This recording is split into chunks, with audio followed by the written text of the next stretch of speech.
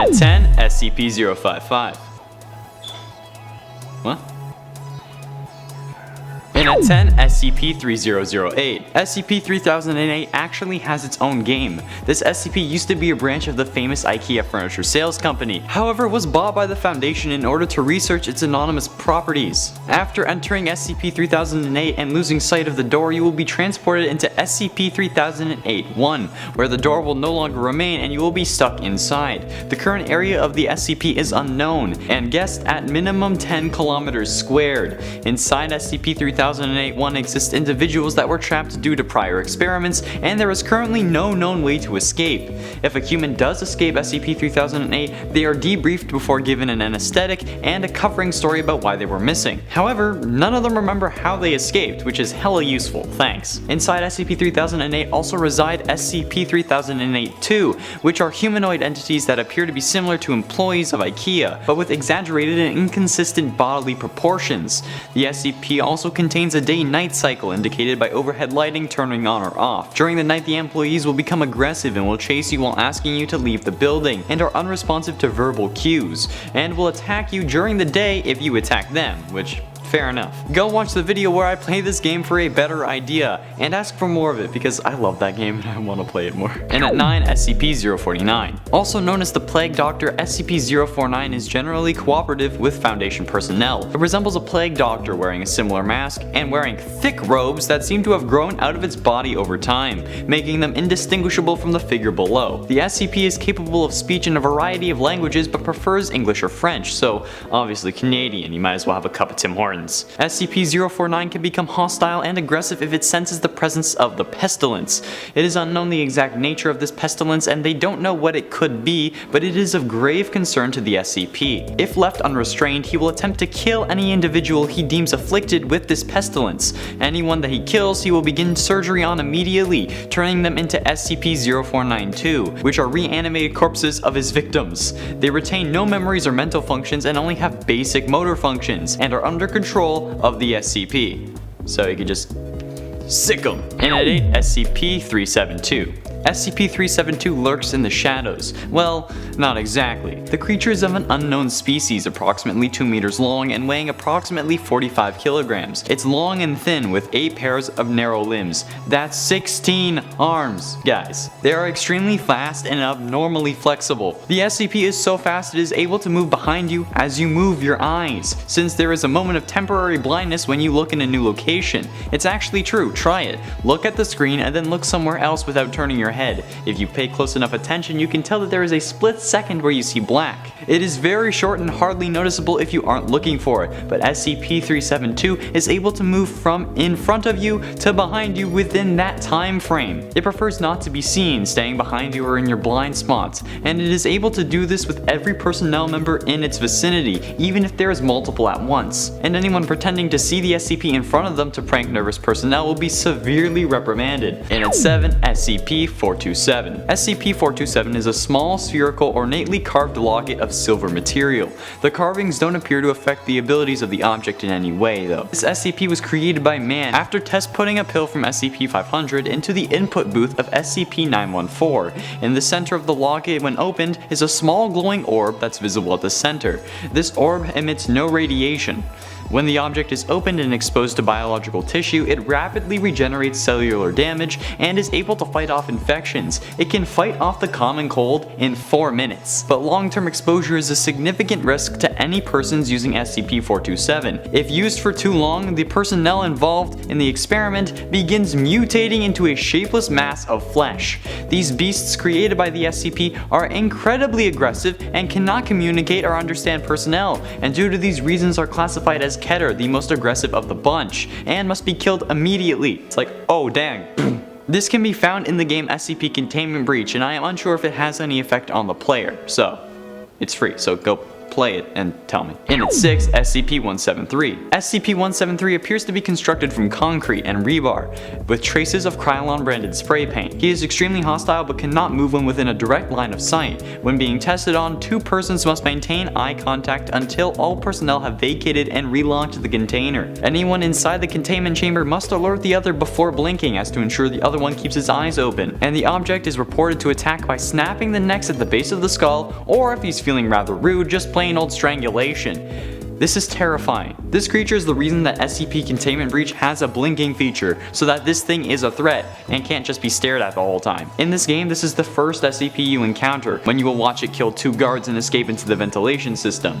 Well, the power is off, so you don't technically see it, but like, it's just scary, okay? And at 5, SCP-096. SCP-096 is also known as the Shy Guy, who remains docile unless provoked, which then turns him extremely hostile and aggressive. He has very little muscle mass and appears to be suffering from malnutrition, arms that extend to his knees, and his skin lacking pigmentation. Provoking this SCP is quite simple. All one must do is see his face, even if accidental. Once you have seen SCP-096's face, he will stop at nothing until he has killed you. After killing the provoker, he will sit down for several minutes before becoming docile once again. This SCP actually has his own game. SCP-096 is available in browser as well as on iOS and Android devices, where he has escaped his containment, and for some reason, you give yourself the task of tracking him down. He also appears in SCP Containment Breach and can be seen in all metal corridors, the gated hallway, gas catwalk, and 3-way gas catwalks. And if you do see his face, it's just, the face itself is creepy as hell. Number 4, SCP-XXXX. SCP-XXXX apparently seems to have a grudge against Foundation personnel. The SCP is a small cube, roughly 2 to 3 centimeters cubed, and whenever someone tries to describe SCP-X in more detail, the description they give deviates greatly from the original, such as pink monkey pork chop, a scum procrastinating cranberry kazoo, an elephant-like aardvark eating a corn on the cob stuffed toaster, and my ex. The anonymous properties, aside from being able to manipulate the description, involve controlling the actions of others. When within 10 to 20 meters of the object, any subject who performs an action the SCP doesn't like will be forced into doing the opposite of what they intended. Move your arm up, you'll move it down. Step forward, you'll step back. Turn right and you'll turn left. Attempt to contain SCP-X and you'll let it go. This has resulted in an unknown amount of containment breaches. Ironically, this SCP can only be found in SCP Blackout, which is currently in early access on Steam, so if you like early access, because it sounds high-tech or whatever, go check it out. Number 3, SCP-1048-A. A teddy bear made of pure ears. It can emit a high-pitched shriek that inflicts intense pain on the ears and eyes of anyone within 10 meters. If you come within 5 meters of the subject when it shrieks, you begin to grow ear-like extremities all over your body, completely covering it within 20 seconds. Every person affected with this condition dies within 3 minutes. The cause of death is asphyxiation, meaning the ears grew in both your mouth and throat enough to block airflow. You thought the teddy bear from Supernatural was bad? A teddy blowing his stuffing out with a gun can't even come close to one that will cause ears to grow in your mouth, all over your body, in your throat, and suffocate you. Imagine Sam and Dean trying to fight this damn thing. Side note, can we get another Supernatural-like show where like 2 brothers or something hunt SCPs? I can smell the next CW series. Again, $1 million for that idea. Willing to negotiate down to like 700,000. This SCP can also be found in SCP Containment Breach, and I'd do yourself a favor and just, no, don't do it. Stay away. Ears. Penultimately, at number 2, SCP-008. SCP-008 is a complex gas that essentially turns people into zombies. The traits of this SCP include 100% chance of infection, 100% chance of death, transmission through all bodily fluids and mucus. If infected, the individual will gain a high fever, increased red blood cell count, resulting in slow blood flow and increased muscle endurance and strength, decreased metabolism, high blood viscosity, conditioned behavior, and zombie-like actions. Neutralizing a fully infected subject requires significant cranial trauma, so a massive blow to the head, like a headshot. Like any form of zombie. Could you imagine if this was real? Like the real consequences of these creatures existing in our normal world? Maybe they already do, but they're better at containing them than we originally know. Or maybe these files are real, but disguised as fan forms to warn us and make us prepared. Finally, in at number 1, SCP-106. No physical interaction with SCP-106 is allowed under any circumstances. He must be contained in a sealed container comprised of 40 layers of lead-lined steel. Each layer must be separated by a minimum of 36 centimeters of empty space. He appears to be an elderly human, with very advanced decomposition. The rotting quality about him is consistent between all descriptions of SCP-106. While being observed, he will remain motionless, waiting for prey. SCP-106 is also capable of scaling any vertical surface and can remain suspended upside down indefinitely. When attacking, he will attempt to damage major organs, muscle groups, or tendons, and then pull the prey into a pocket dimension where he kills them. He is also capable of passing through solid matter, leaving behind a patch of corrosive black goo that will cause rusting, rot, decay, or cracking on any material touched. This effect will begin within seconds. Do you know how terrifying that is? Holy shit!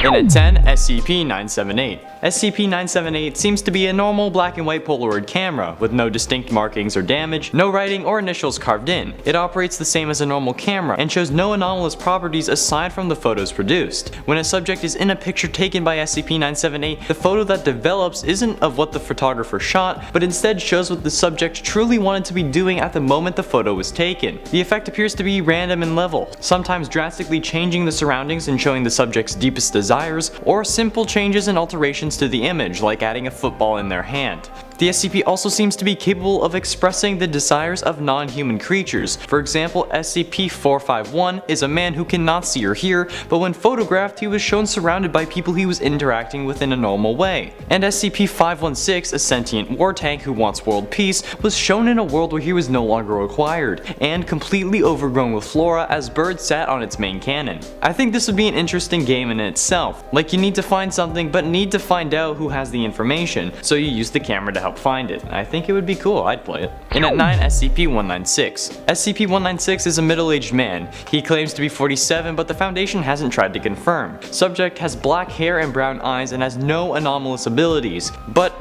he's literally just a normal dude but experiencing institutionalization and Stockholm Syndrome towards the Foundation staff. The subject was recruited as Class D personnel via normal means, and claims that his younger self is currently living in another location on the planet. The Foundation has confirmed that SCP-196 has encountered Foundation personnel in the past, in an incident at another containment site in the 1960s. During that incident, he was far older than he currently is, and was killed by security during an attempted break-in. While normal events like this would result in a subject being offed, doing so may cause a catastrophic paradox. SCP-196 must be kept alive until he decides to escape on his own accord, and somehow travels to experience his own death at the hands of Foundation personnel back in the 1960s. This would be one hell of a game. Can you imagine either playing as SCP-196 or as a Foundation member trying to protect the current version while coaxing him to try to escape, and having to protect the youngest version at the same time? I think it would be really cool, okay? Leave me be. Number 8, SCP-2639. SCP-2639 is what we all wanted back in 1996. Well, I say we all, but those of us who were alive. I wasn't. An infinite Quake game. The game manifests as a 1 kilometer cubed area where anomalous entities and objects materialize then dematerialize approximately 1 to 2 hours later. An invisible wall stops any instance inside the area from leaving the area. There are 3 humanoid entities equipped with weaponry and armor inside the area. Each individual has super speed, strength, and endurance. When one of these entities is destroyed, another version spawns. There are also items that spawn, that when picked up by the players will give them new weapons and stuff like that. These instances are also linked to a computer that runs without being connected to an outlet. My god, I wish. The computer has been running a Quake server since 1997, the same day the 3 players went missing. Many attempts to communicate with the individuals have been successful, resulting in chat logs between Foundation personnel and the players, where they are actively trying to get the players out of the game. The players can manifest in the real world, being able to kill anything, but being unable to die themselves, and they found this out the hard way. They spawned in a park and killed what they thought were zombies, but have now become a special task force for containment breaches. So maybe put them in that game, or have them as a playable team in a secret laboratory or something like that, because holy crap, I want to go around shooting people with rockets. And at 7, SCP-4666. There should be a video game just about the Yule Man, and trying to defend your family and yourself from a seemingly unstoppable threat. SCP-4666, also known as the Yule Man, is a humanoid entity of unknown age, but he's older than Betty White white. He's a very tall elderly man who always appears naked even when outdoors in freezing weather. He's active for a 12-day period once a year, from the night of either December 21st or 22nd to the night of January 1st or 2nd, depending on the start date. During this time, the SCP creates what are called Weissnot events, where SCP-4666 will appear at dwellings in locations above 40 degrees north latitude. All homes he visited had something in common: a child under the age of 8, an isolated location, and an area covered in snow for the 12 days. During the first week, the children of the home will see the SCP lurking outside, like in the forest behind the tree watching the house, or even sometimes at their window watching them sleep. From nights 8 to 11, parents will hear sounds coming from the roof and attic, and will begin to smell an ungodly odor with seemingly no source. On night 12, one of two things will happen: the family will be tortured and killed, aside from the youngest, who will be taken by the SCP, or the SCP will leave toys made of human flesh at the end of the children's beds. Yeah, imagine a game like Night Blights, but with the Yule Man. Okay, I'd play it. And at 6, SCP-426. There is no way to describe myself without referring to myself in the first person. I am an ordinary toaster. I can toast bread using electricity, but when any human mentions me, they unintentionally refer to me in the first person, even if they're unaware of me. There is no way of speaking or writing about me in the third person as of yet, and if you remain within my presence for too long, you will begin to identify yourself as a toaster, and unless forcibly restrained, you will ultimately harm yourself in your attempts to become a toaster. For example, when I was found, one member of the family had tried to swallow an outlet, one had stuffed herself with bread causing her stomach to burst, and the only survivor was suffering from malnutrition because they ate a piece of bread and were waiting for the toast to pop out.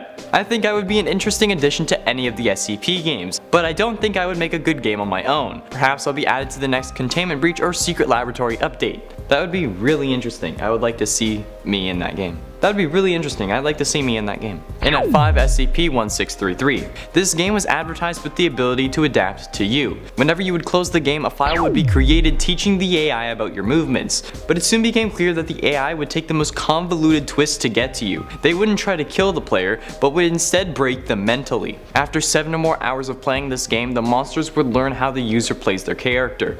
If they were defensive, the monsters would be too, halting their progression. And if the user was using their mind as a tool, the monsters would constantly disorient them just so they couldn't do anything. I just think that any game should do this. Find a way to have this concept work. Not the evil monsters part, but the file creating after you save and quit that teaches the AI how you play. That sounds great, and that would never create Skynet, right? And at 4, SCP-2984. A girl that is constantly on fire. Sounds like an enemy in a video game to me. SCP-2984 was discovered in Malaysia after several sightings by fire and rescue teams. The subject is constantly on fire, which has the ability to spread and be extinguished normally, however will reignite instantly if not submerged in water.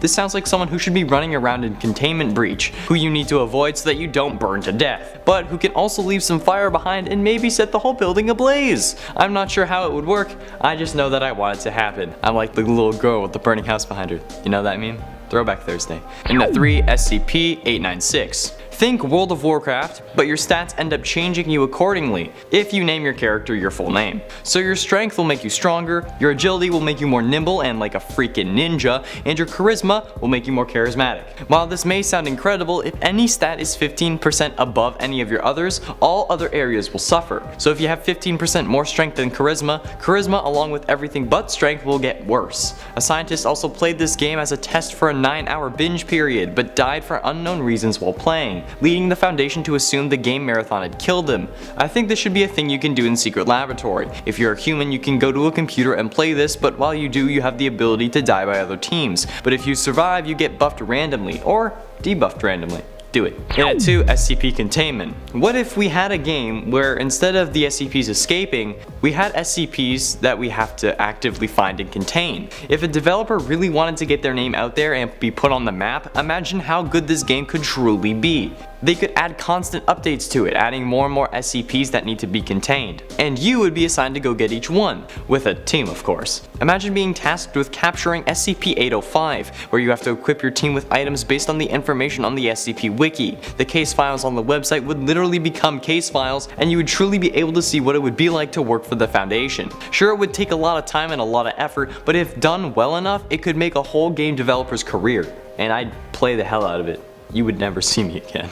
Finally, in at number 1, SCP-2424. This SCP is a video game boss in the real world. The SCP is a marine animal similar to a walrus that has 2 pairs of flippers, one normal and one muscular, and light purple skin. He carries an unidentified cannon that can fire up to 3 projectiles at once, kinda like cannonballs, and if anyone comes within 40 meters of the SCP, he will become extremely hostile until the one who entered is dead or until you leave the area. There should just be a game where it's only this boss with these mechanics, and you just need to try and try again until you beat him. Maybe have an equipment room and make it so that you can only hurt him when you're in the zone. I think that it would be incredible, and I would really like to see what he would look like, because oh my god, that sounds nuts. In at 10, SCP-191. SCP-191, also known as the Cyborg Child, is a female human child of unknown age. Well, to us anyway. The Foundation knows, but they haven't redacted. It is believed to have been the test subject of several experimental surgeries performed by a now deceased doctor of unknown name. 80% of the left half of her face and skull have been removed, with the eye and ear replaced by a complex transceiver system that allows it to receive and transmit not only visual and auditory input, but a wider spectrum of electromagnetic radiation ranging from a low frequency radio to high energy gamma rays. The lower jaw, teeth, and larynx have been removed as well. The esophagus has been rerouted to an artificial orifice in the back of the neck, which is a feeding tube, and the trachea rerouted directly to an air filtration device. This seems like something that Afton would do in order to keep his family alive or to bring them back from death. Like, this is what's hiding in William's basement, and Crying Child is the Cyborg Child this time around. And at 9, SCP-699. SCP-699 is a clear rectangular case 2.5 meters by 1.5 meters by 1 meter in size. Engraved on the side is the SCP Foundation Keter symbol and SCP-17591. The artifact appears to be made of plexiglass, but it is in fact a super dense polymer much stronger and heavier than any material currently manufactured. The weight of the object is estimated at around 24,000 kilograms.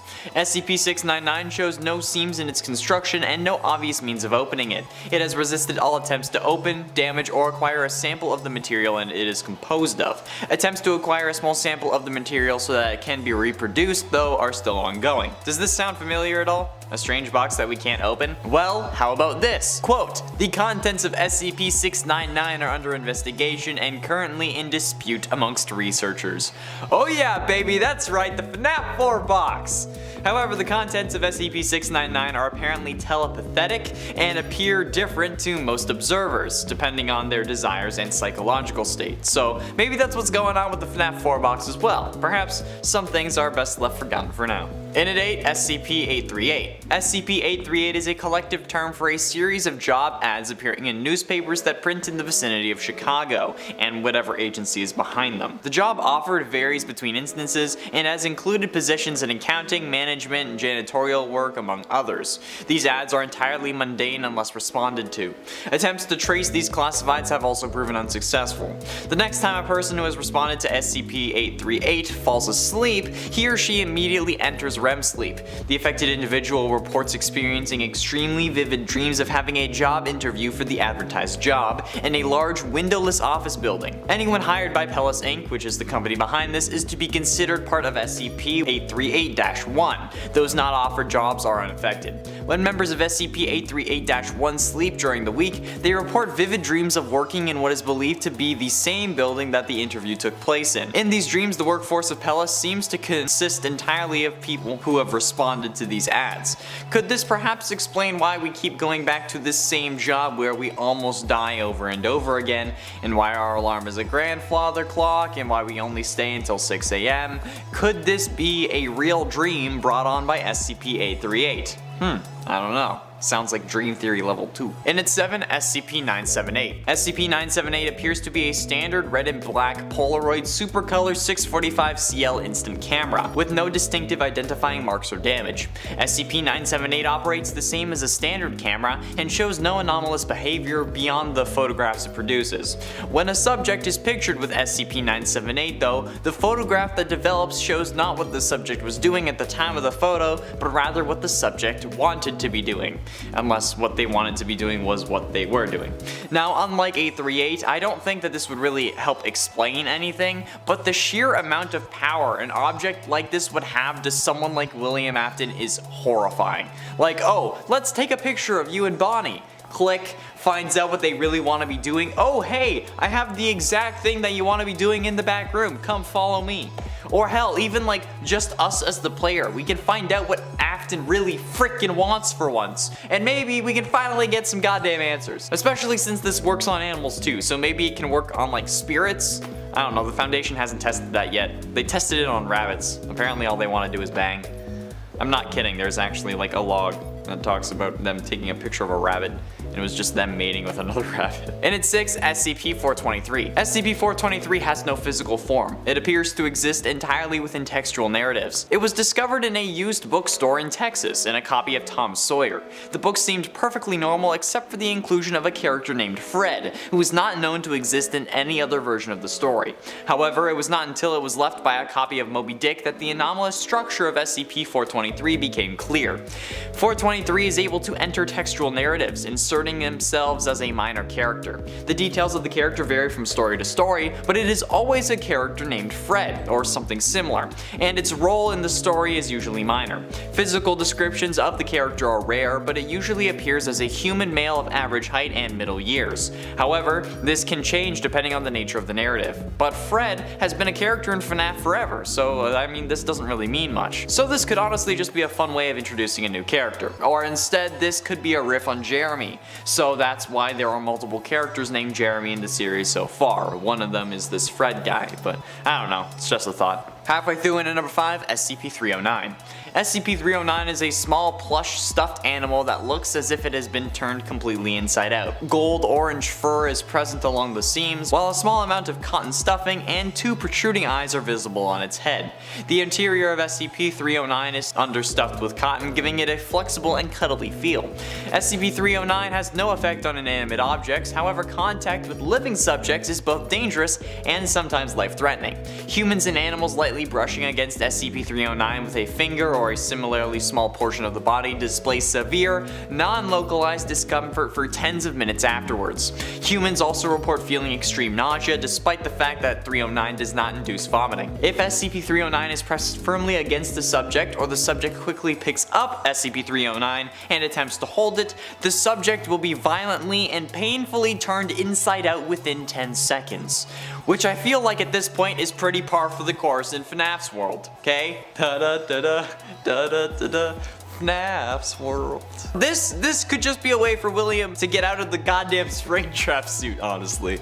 That's what I would use it for. And at 4, SCP-1048. SCP-1048 is a small teddy bear, approximately 33 centimeters in height. Through testing, composition of the subject revealed no unusual qualities that make it discernible from a non-sentient teddy bear. Subject is capable of moving on its own accord and can communicate through a small range of gestures. The subject regularly shows affection to individuals in ways found endearing by most people. Affection is usually given in the form of a hug to the lower leg, but subject has also been observed dancing, jumping in place, and in 2 separate events, it has even drawn childlike pictures for janitorial staff. All Foundation personnel that have interacted with the subject have responded positively to its affection, even D-Class personnel with normally psychopathic tendencies. However, SCP-1048-A is where things wander into FNAF territory. Since 1048-A is a small teddy bear of similar size and shape to 1048, however, this A variant is made completely out of human ears, and will go around causing anyone that comes within a 10-meter radius to grow ear-like appendages, extremities, whatever, all over their body.